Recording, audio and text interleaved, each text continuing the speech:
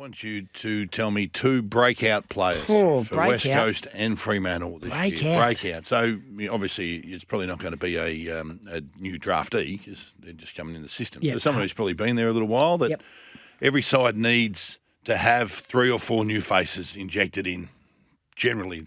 And who's going to be those players? Who's going to step up at West Coast, first of all, your team?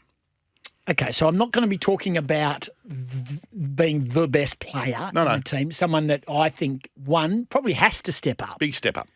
Matt Flynn. Yep. See, Matt Flynn's pre-season last year was elite. It was a fantastic pickup and was going to change the whole football club. Bad long-term injury. And then got injured badly, like seriously badly. And when he returned, it almost was like a whole pre-season to return. His on-field performance was nothing more than a pre-season. The season was gone anyway, and I think he struggled. But I think going back now, again, getting it all back to the basics for him, I think Matt Flynn, one, well, he has a good year, but two, I think the necessity to have a good year will be important. I think Matt Flynn's going to be a real important watch at West Coast. Rightio. Who else? It's very short notice. Well, it's called off the cuff, mate. Yep, I get that.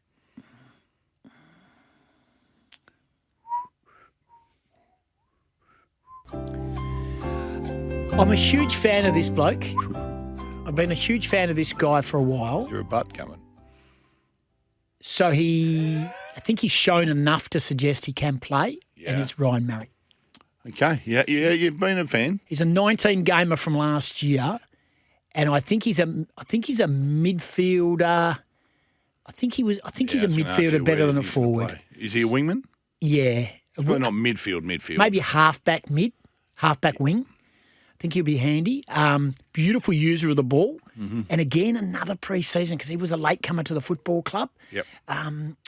So, again, they're not your hardcore superstars, Harley Reid, Elliot Yeo, all that sort of stuff, but I do think they're important and you need that tier of player like Ryan Marrick to step up, and I think he can. Halfback wing, and I think, as I said, Matt Flynn, so they're my two. Put these in the vault special for down the track. So he's gone Flynn and Marrick. I'm going Elijah Hewitt, and Clay Hall. I think Clay Hall's going to be pretty good, and I've got those two for breakouts.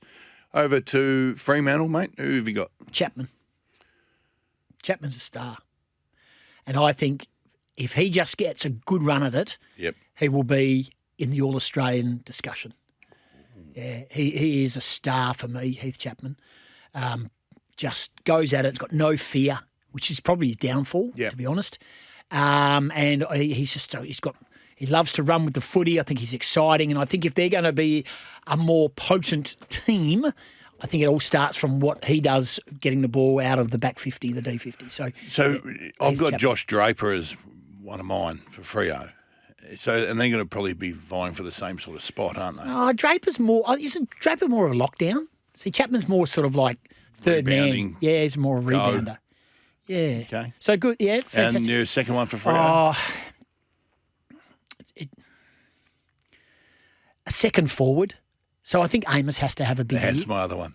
Yeah. I think Amos has to have a big year. I mean, what we expect from Tracy is big. 60 goals would be handy. Yep. Kick 60 goals, they're going to be a contender. So he had a breakout last year, Josh Tracy. And Amos was big the year before. I don't think he was big, but he showed really exciting signs. We've gone, hello, I think he's here. I think he's here. But it just sort of tapered, hasn't it? Yep. So I'm with you. Jai Amos has to, and I think he will have a breakout on the back of Josh Tracy.